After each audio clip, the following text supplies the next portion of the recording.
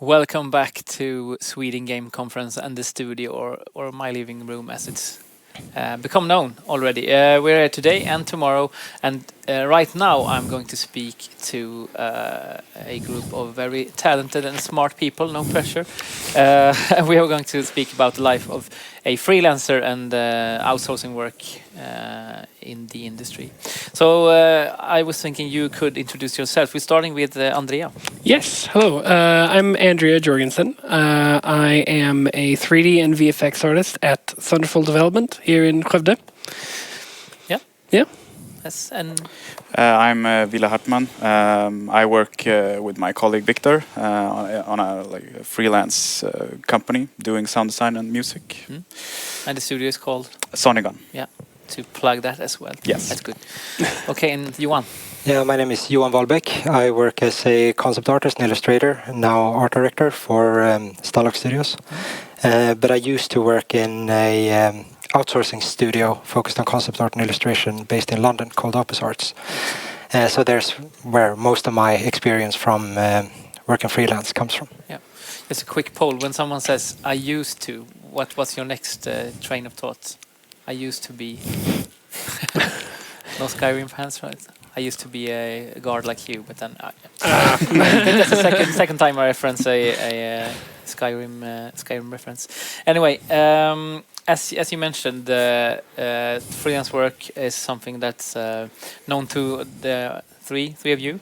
And Andrea, what's your experience? Because now you're working at Thunderful Skövde, as you said, but before you used to work as a freelancer. Yes. What's your background in freelancing?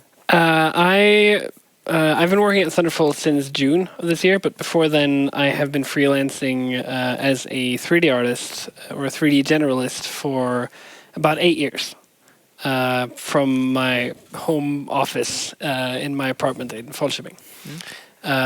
So I've been working on a lot of different games, but mostly games in the indie world. Like my first one was the Stanley Parable, and I think the last game that I freelanced on was What the Golf. Yeah. Yeah. To really renowned games as well. How is that like adding to something that you're not like in an office or like in the core of it, but adding to something and then seeing it blow up like both games you mentioned have done? It's weird. It's a strange experience because I feel like you kind of feel like you're on the outside in a way. Yeah. So it's someone else's achievement that you're celebrating, even though you had a part in it. It's a strange kind of disconnect. Yeah. But still fun. I guess it's case to case as well. But in those two cases, how have the core people, the core studio, tried to include you in the celebration and the from the release up till it seeing how the varies. game is received? It varies a lot. Yeah. There are some studios where it's like you turn in your work and then you're done. You don't hear from them ever again. And then, in some cases you're lucky to get invited to a launch party or similar. Yeah. Those are, of course, the best studios to work with, generally. Yeah. And Ville, your natural way of working, if I put it like that, is like a freelancing. Yeah. The only like professional experience I have in the game industry is for freelancing. So it's been pretty much just freelancing. And I read a little bit about the studio yesterday, researching before this. It sounded like a really cool concept to this is what me and my friend want to do, so let's start a company revolving around that. Yeah, it was very natural. I was doing another project at the university, and we were looking for collaborators. And I saw my colleague, my now colleague, I saw this guy, he was carrying like an entire like computer, like workstation, like a desktop workstation in like a backpack with a full-sized keyboard, like a keyboard for playing music, as well as a typing keyboard, and his mouse and like big headphones and stuff. And I was like, this guy is crazy, like I have to work with this guy. So I invited him on. He made really good music and stuff, and then at a later juncture I got the opportunity to be like, hey, let's start something, And we were still in the university when we when we started Sonigon. Yeah. So it was pretty much like, okay, like we have to do something after school. Like let's try this thing out and see how it goes. And it went well. It went very well. It was pretty tight in the beginning, learning how to pay taxes. It was a whole process, and also like the personal, dynamic of, two people coming together in a room and having to, agree on where both of our lives was gonna go. Like for me, I'm very lucky in that way because Victor is pretty much my opposite, but we can still work together, but he's very different from me. In what ways? He's he's a lot smarter than me to begin with. It's good to surround yourself with smart people. Yeah, exactly. Good tactic. Yeah, I mean, he's like more analytical. He's more of like an engineer sort of a person, and I'm more of like a social. Like he has sort of like. I mean, he's also social. It's kind of hard, It's not really like two puzzle pieces. It's more like a lot of different aspects that overlap in different ways and stuff. But he's more into like building stuff, or like he's more analytical. Yeah. He programs a lot, and I'm the one who goes out. Yeah, I'm here basically representing us. I'm more like marketing and outreach and client contact and stuff. Maybe you mentioned it, but are you based still in the northern parts of Sweden, or? No, we're based here in Skövde. You're based in Skövde, okay. Yeah. We both started in 2013 at the university. All right. And he was in the music course, and I was in the sound design course. Yeah.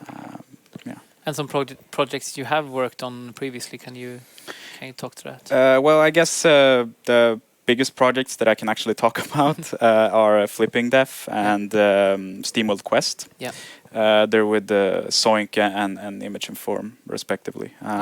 But a lot of projects that are, I want to talk about are unfortunately still unannounced, so can't talk about them. Under embargo. Okay. Yeah.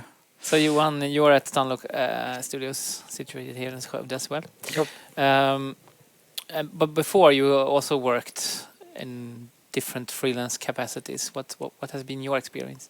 My experience has probably been quite different because I still worked within a studio, even though we did outsource work. Yeah. So we were not. I was never alone, like in my home office. We had an office, so we could go to work, like plan our days. We had a lead, a boss, all that kind of stuff. So it's not really freelance in the same capacity, but it was really interesting to me to be able to still have people to share knowledge with, and other people who could help to push you, which is something that I kind of missed when I was working by myself, because I was working by myself for a few months as well when me and my wife came back to Sweden. So those were huge benefits to me, working within a company structure still.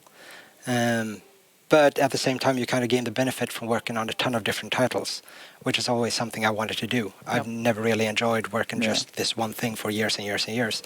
Like we got to do a ton of stuff from super realism to very, very stylized, from AAA to indie games. It was super exciting. So every day kind of came with a new challenge, and juggling a lot of different projects and kind of scheduling for that was also very interesting and different compared to working in-house at a studio. Yeah. You mentioned coming back. Where did you come back from? I came back from London to Sweden. Yeah. Because I started out in Skövde from Högskolan, and then I was one of the. I helped start up Stunlock Studios, but then I wanted to kind of get away and get some new experiences. So I moved to Malmö, where I met my wife, and then we moved to London when I had the chance to start at Opus Arts, because it was a studio I really, really wanted to work with. And then she got a job back here in Sweden and came back. And then I got back in contact with Stunlock, and we decided to move here. And, it's one of the workplaces that I worked at where I really wanted to come back. So it felt like coming home. And the difference between working in the UK and Sweden, are there any like market differences you could point to without? No, not really. It's very similar. Like the Brits are very similar to us, I think. Yeah, and the industry is like also have a worldwide language, I guess, which is probably similar wherever you are. So, but Andrea, you mentioned working from your home for a lot of time, for a long time. What would you say is the biggest difference working like that from working in-house as you do now? Well, I have coworkers now. That's honestly the biggest thing for me is when you're working from home and you're doing this like on your own and you live alone, you don't really meet anyone else from day to day, which can be kind of isolating, especially if you're working with like international clients, because there's no chance that you're going to go and meet up with the friends you're making at this company for an after work beer or whatever. So I think that's the biggest difference for me. But like Johan said over here, the nice thing though is that it gives you a lot of flexibility. Like I get to work on so many different things just because I have the ability to jump between different projects so easily. And also being in a small place like Falköping, which is where I'm from as well. So I know it's not like you have tons of things to do after work either. So it's like, if you live in like Stockholm or whatever, you could probably have like the social life that way. But in a small place, it's a bit harder, I guess. It can, definitely. No, I just was thinking about that. It's a very special sort of thing to be working on these like huge international projects while you're in like a really small town here in Sweden and stuff, and you work with like, I mean, we work with a lot of like clients from Gothenburg and Stockholm, but even then, like there's it's pretty weird feeling. I mean, and especially in Falköping where there's not really like, I mean, there's not the incubator and there's not like a lot of game companies and stuff, so I can imagine that's also like quite isolating. Well, you save a lot of money, so yeah, that's true. That's true. You do. But that's also sorry, but that's because that was actually one of the, I guess, major differences working in London, because in London there were a ton of freelance artists, you know, and we had a large community of artists that were able to, you know, exchange different ideas and tried out different techniques and really challenge each other.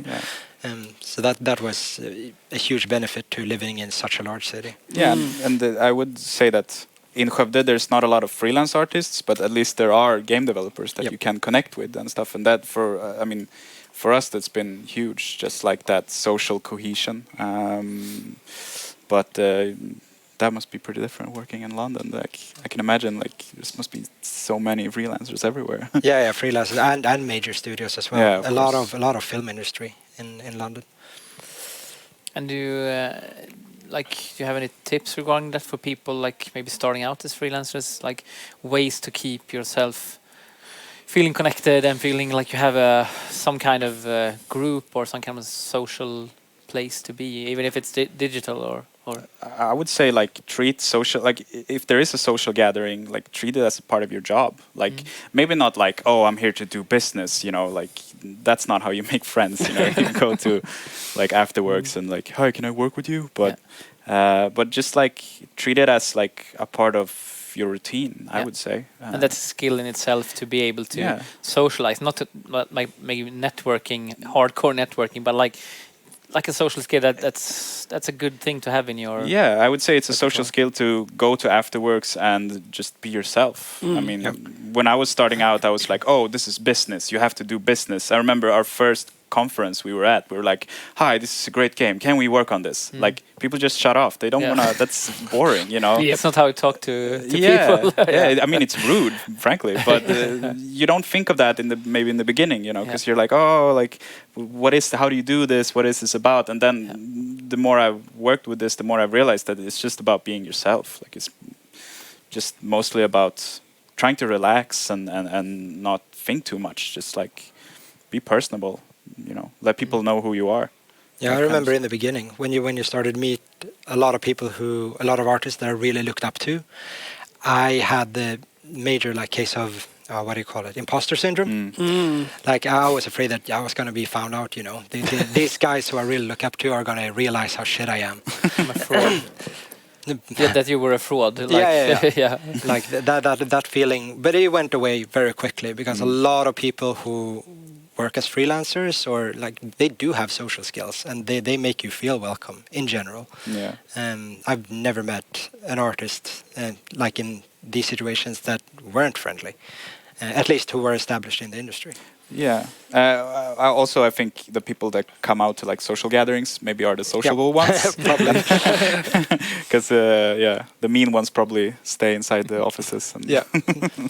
And when you work as a freelancer, as I spoke to you before about that, like getting a feeling for the game you're working with, even if you're not in an office. How's that process? Like, how does it work to get a feel for what's needed and what's expected from you as a freelancer?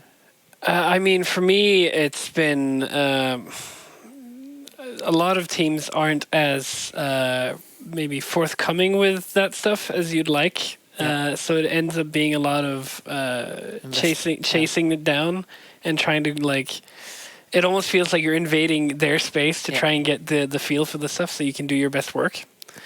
But the best teams have everything set up and ready for you to know like what kind of stuff they're looking for the game. Is there a traditional way that companies do, like they have a reel for you, something like this, or if you could look at this movie or this game, this is something like we're going for, or how is like the process of them actually hopefully pointing out what they are looking for? How does it usually look like? So I can only speak from the indie world, which is presumably generally less organized than huge companies. So I've never gotten anything like a reel. The closest I've gotten is like, here, have a key for our game, go play it. Okay. The general way that I worked as a sole freelancer is fairly isolated from the game itself. Mostly I've worked on stuff where the art style is fairly apparent. And a major part of the game's appeal, I guess, in both cases, as you mentioned, Stanley Parable and What the Golf is like striking when you see them, I think. I would definitely agree on What the Golf. Yeah. Stanley Parable was like 90% reused Valve assets from Half-Life 2 and Portal 2. So that's the other way around. It's like generic design. That exactly. Maybe it's the setting and the mood that makes you feel like it's really standing out. I don't know, but it's likely. It was an easy art style to adapt to because there was already so much art made that you can compare to. Yeah. But yeah, in most cases, it's just a matter of you get an assignment, and it's sort of in isolation. So you kind of have to hope that you're aiming in the right direction a lot of the time, unfortunately. And have you? I guess you have, but have you? Been in instances where you have produced something which you feel like, this is probably the right thing, and then had to go back to the drawing board because, as you said, the studio itself hasn't been too good on specifying what they are actually looking for. I kind of wish that was the case. I worked a lot where it's like I get an assignment, they ask me for a thing, and I send it back, and then it's usually like, okay. No feedback. Okay, yeah. Which it's a weird way to work because you end up having to be the one to figure out what's wrong with your stuff yourself, and working feedbackless like that can be it's a challenge, but it's very educational maybe. Yeah. But how do you work to keep yourself from getting demotivated? Because that's one of the major motivations for most of the people, I guess. Presenting work to someone, getting feedback, this is really good, and maybe work a little bit on these aspects, or we want to add to this, and to keep yourself motivated throughout the process. Do you have any strategies for that? I don't think I have a good answer for that one. I think it's a matter of just being if you're doing freelance work, you kind of have to be a self-driven person. Yeah. You have to have the will to push through this kind of stuff, because there are instances where you will get nice feedback, but a lot of the time, like I said, that doesn't happen, and you have to be able to just push through that stuff and make good art in isolation. Yeah. But what's the next step then? If as you said, a studio gets an asset from you, or and they say okay, and they bring it in. Are there cases where they don't use that asset, or like what's the next step, or do they always use that asset, and then you feel like, I don't know if when you see the finished product, if could like are there instances where you feel like I could have made something different here, which would have fitted in better with the Yeah, I've definitely had that feeling a few times where I'm like, where I play a finished product, which can be like a year or two after I've actually made the models, and I come in and I'm like, oh, this thing that I made stands out so much from the rest of the stuff.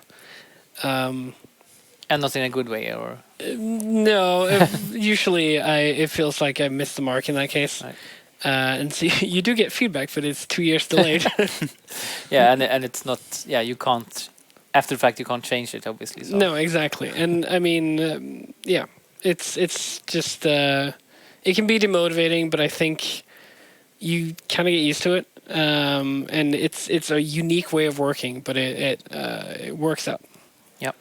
And as a sound designer, how is that process? How good are people usually? Are they like giving you one word? We want it to sound like this, or are they like in general better about giving you a specification? It's really different. Yep. Some studios are like, we don't know, make something that fits. You know, we trust you, and you go for it. And other studios are like, oh, we want it to sound like the movie Alien or something. Like they're pretty specific, but it's different. What's most fun? To get a really specific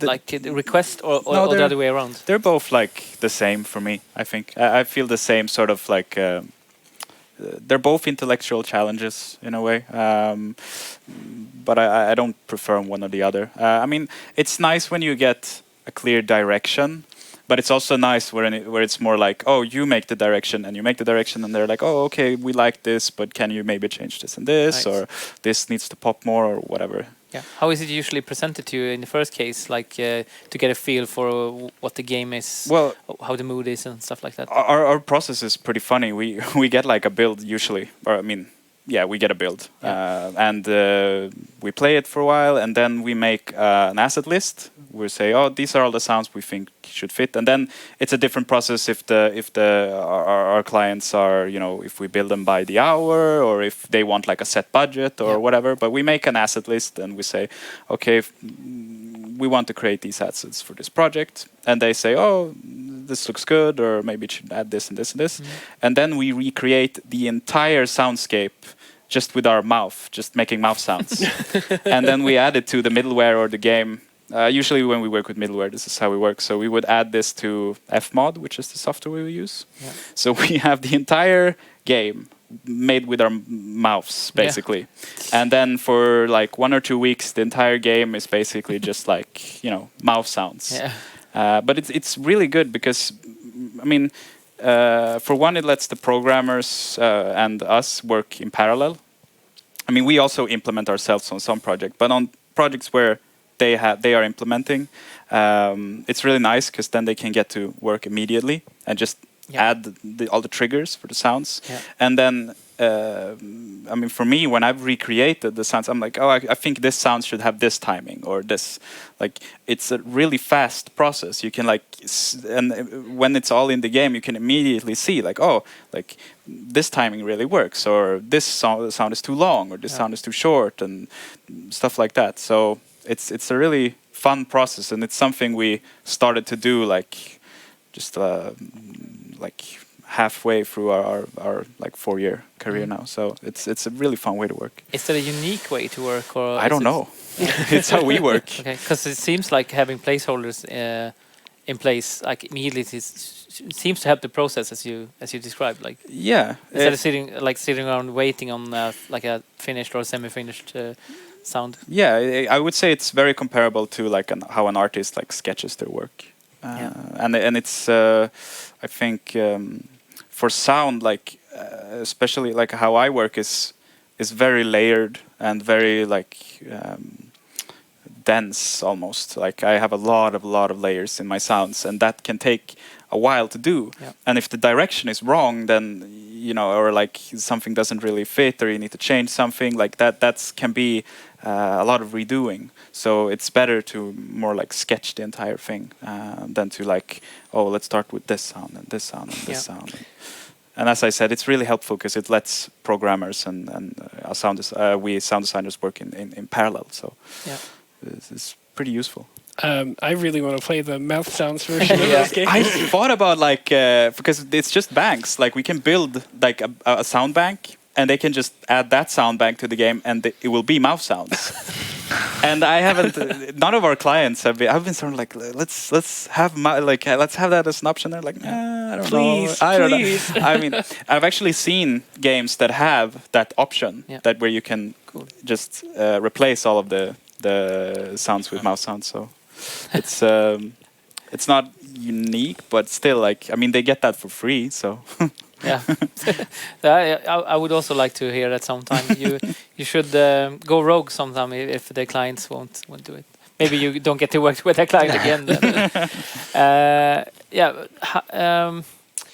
How does it usually go about when you get like outsourcing work or freelance work? Where's like, how does the contact look like in the first place?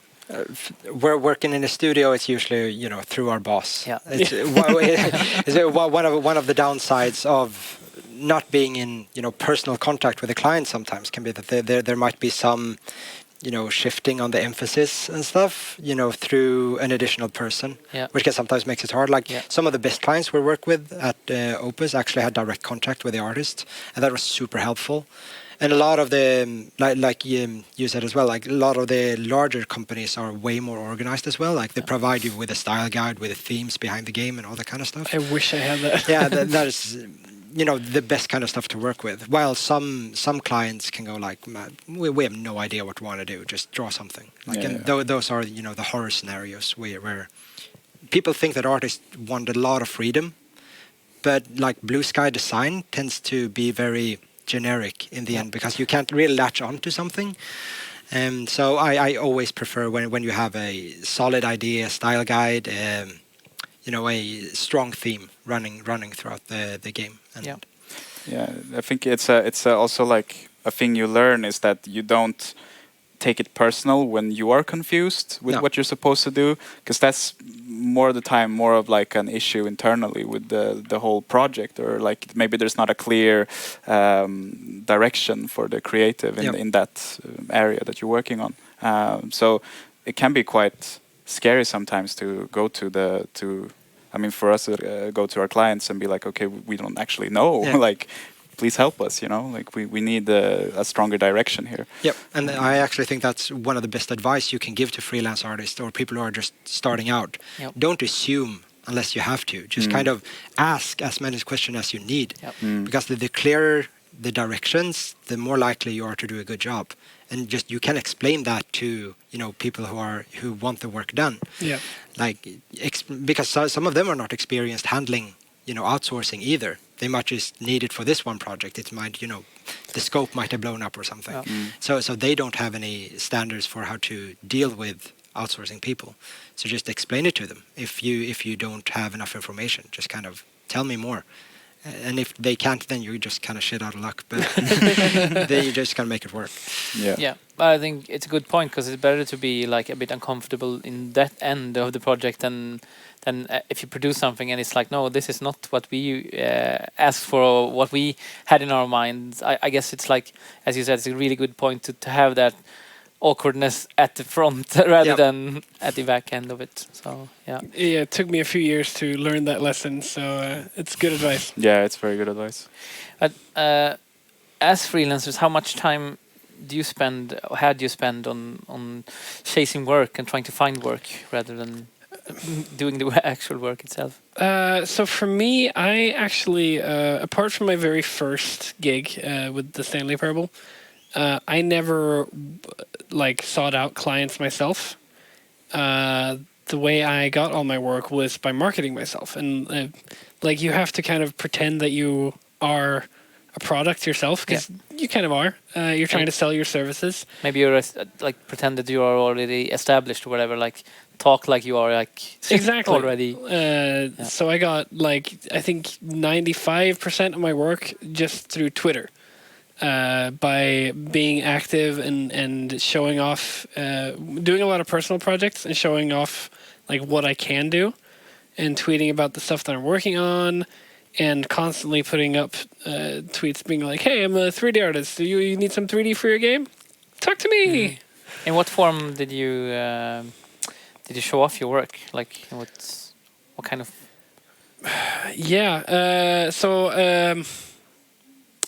For a lot of my personal projects, it would end up being like one-off models, trying to show. Maybe there's a particular model where I'm trying to show how good I am at hard surface modeling, or one where I'm trying to show more organic stuff to show like a big range. But for the most part, it's like small renders. When I'm actually putting this stuff on Twitter, what I learned is you almost always want to have a GIF, because people love GIFs. Yeah. People love to retweet GIFs. And the other thing is, on my portfolio, I try to have a real-time render of every model, so that when people go in and look, there's something to poke at and spin around. Yeah. That's a really satisfying thing to do as well in all games as well. I always do that. Like, can I spin this character model around, or and maybe also tilt it upside down? Or you have to be as flashy as possible, basically, because that's what gets people's attention. So. Yeah. Did you have someone help you with those things as well, or did you do it all by yourself, or did you have someone like create a clean website or whatever where you could? Did you? I still use ArtStation's website builder, because they have a very handy feature where you pay for Pro on their website, and then you get to use your own domain, which sort of disconnects it from ArtStation. Yeah. It looks like a clean professional website, and it sorts up all your art on site, and you can have your social links and your email and stuff up there, and it's a fantastic way to like put that aside and not have to focus on that part so much as the actual like art making. Yeah, everything that can like help you focus on that is great, I guess. Yeah. Because as a freelancer, there's a lot of factors that you don't have to deal with, I guess, when you are like at an office, or like based at an office. For you at Sonigon, we spoke before about like it being like a dream thing, like doing what you want, and it like working out. But did you at the start, like, was it always like just the clients were like rolling in, or did you need to go out and hunt for them, and how did that process look? I mean, it's really interesting to hear your story, because we work, we get our clients like word of mouth locally. Yeah. I'm terrible at social media, we've basically started our company at the beginning, and we were, we didn't have a lot of money. We had a summer course at the university where we were able to get like, like student loan for the entire summer. Yeah. So we saved all of that, and not a lot of money. Had one project that a couple of friends did that, and they didn't have any money, so it didn't pay very well, but it was at least some amount of money. So we lived on that for like a couple of months, and then after that, we've been basically just been out in the like at events and stuff, and just basically I got my first big job at Soink, working on Flipping Deaf, just by walking in their office and being like, "Hi, like, what's up?" And they're like, "Who are you? What are you doing here?" Yeah. I was like, "Oh, I'm a sound designer. Here's my card," and I gave it to Klaus, the studio head, and he was like, "Oh, thank you." And then I went home and I emailed him and was like, "Hey, do you have any work?" And he was like, "Yeah, actually I do. Here's a like cutscene. Can you make sound for this? And I made it. I was not a lot of work, like 1 or 2 hours of work, and he was like, "Oh, great, cool, you're hired." And it's really like interesting because I was pretty fresh then. I just finished my university education, first 6 months of like being in business, and he was like, "Yeah, you can do the audio for this." And I didn't realize, but I mean, I was the only audio person on that project, to like 20 people, like a substantial project. And that amount of trust was like, I don't know if he like felt a lot of like, oh, I can really trust this person, or if he just like was like, you were the only guy around, so yeah, you got it. I don't know, but it's been a great relationship since then. So I don't think he's, I don't think he's gonna change his mind about that part. But it would be pretty. I haven't asked him about that. It would be fun to see his perspective. Yeah. But it's pretty daunting, just like realizing like, oh, like here I am. I'm like fresh out of university. This is my first big project, or my first like, basically my first big project, and just like, oh, like this is a big amount of responsibility. And he was lucky in that sense. I mean, I could have been like not as good as I was, or not ambitious or whatever. Like it was not a big sample of work that I did for that amount of, or like that scope of a project. Yeah.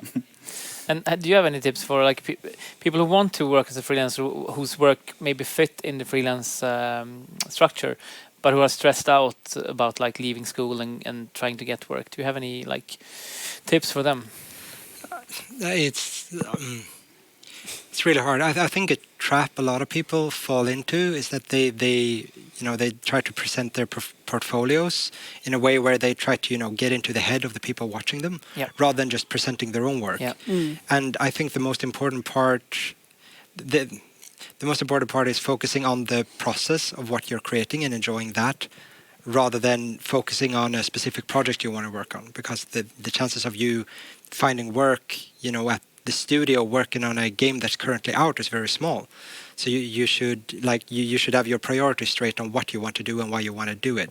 That's not really an advice on how to get a job, I guess, but I find it very, very hard to give advice on this, because I'm such a boomer when it comes to when it comes to social media, that kind of stuff. That was never my thing. Like when I started out, it was with conceptart.org, which was a great forum for concept artists and illustrators, where we had conversations constantly, and everyone just kept pushing themselves. Like sites like ArtStation or Instagram is not really a good forum for critique and that sort of stuff. And it's not like having your work on ArtStation is great if it is great, but the problem is you get drowned out by thousands of really, really talented artists. So unless your work is good enough to constantly go on trending, or get editors' picks or whatever, it's really hard to stand out in a crowd. So it's really hard. I think going to these kind of events, now if this was actually if we had a lot of people, or conventions in general, that's a really good way of making contacts. I think getting a foot in the door by making contacts with people who are already working in the industry and kind of building relationships is the best way of getting work. Yeah, I agree totally with that. And I'd just like to add that I think a thing that I didn't realize at the beginning was that getting work is not straightforward. It's not like you speak to someone at a party or like at an event and they're like, yes, you're hired or whatever. It's more like, oh, we spoke to this person and you become friends with them, and then they know that person, and that person needs someone, and then all of a sudden there's someone's like in your inbox and they're like, hi, maybe, and you're like, wow, this is so random, but that's how it's worked out for us, at least. Like it's just pretty random. It just happens. Yeah, it's kind of an organic thing. Exactly. And it's really interesting to hear, because it feels like, I mean, in this panel, we all have very different like strategies, but it feels like the most important thing is just to be like, oh, what are like the prospects here? Like, what do I have to work with? I mean, you lived in Falköping. Yeah. Of course, you have to use Twitter. I mean, that makes perfect sense, Well, I mean, I don't disagree. Like with the whole. I hesitate to use the word networking, because it feels what you're really doing is making friends. Yeah. Definitely. And it's kind of the same thing that I was doing, except that I was doing it online. So you just you gain a lot of friendships, and then like you say, those people know someone who might need someone, and Yeah, and that's how it spreads. yeah, and also like if you start a Twitter, like I mean, who wants to be friends with like an ad account that just like posts ads? Yeah. And it's the same IRL. It's like who wants to be friends with an ad man? Let's just like someone's just trying to sell something, a salesman. No one wants to like. Yeah, so like I advertised myself on my Twitter, sure, but it's also my personal Twitter, right? Yeah, so I mean, there's a lot of showing what random stuff. Yeah, showing what you work on. I mean, that's advertisement, but it's also like this is what I'm working on. Exactly. I mean, exactly. It's a mix of sharing your like personal life with, like, as you said, putting yourself out there for people to see what it is you are doing currently. Yeah. Would you two, who is not currently in freelancing, would you consider going back to be a full-time freelancer, or is it nice to have the security of? Do you want to start? I have a family now, like a son, 2 years old now. So I really appreciate the stability. I don't want to have to focus too much on, am I going to get paid next month? Yeah. It probably would be like once you are established, like, and have worked on a couple of projects, then it's way easier. Like, if you have a decent word of mouth and you're easy to work with, then you tend to get work. So, but yeah, I really appreciate the stability right now, at least. Yeah, and for you? I can't help but agree. I mean, I worked freelance for 8 years, and it's very stressful because you don't always have work, right? It can be you can go like 6 months without having anything, so you have to like live off of your savings for a while. And it's just, now that I'm at an actual studio and working with some fantastic people, it's just nice to know that I don't have to spend any time worrying about like what my next gig is going to be. And like freelancing has a lot of perks, but the stability is not one of them. No. Yeah. But let's round out by focusing on some of the perks. What would you say is the major perks of actually being a freelancer full time? I really liked the part where I got to set my own schedule. For a long time, I woke up at noon and I went to bed at 4 a.m. and it was a great time. Yeah, I agree with that. That's like making my own schedule, and just like the freedom of just, today it's best if I work between 8 a.m. and 4 p.m. and the other day it's like 12 p.m. to 8 p.m. or 4 a.m. or whatever. Like you can just work when you feel like working and follow like sort of your own natural rhythm. Yeah. Or how you'd say it's. And like you once said, getting to work on so many different projects is a lot of fun. Yeah. Yeah, I would definitely say the variety is the biggest thing for me. That was a giant perk, and just like, and especially when you start out, having all of these titles on your resume is a great thing. Like when you apply, when and if you want to apply for other jobs. So I think like cutting your teeth in freelancing is both a very stressful but a hugely beneficial thing you can do for your future career, if that is the way you want to go. So it could be the perfect way to start out in the industry if you feel like you have the nerves for it. Yeah. Good springboard. Yeah. Yeah, I would say so as well. Yeah. Yeah, we're actually out of time, so I'll extend a huge thanks to you for bringing your wisdom and your smarts to this panel.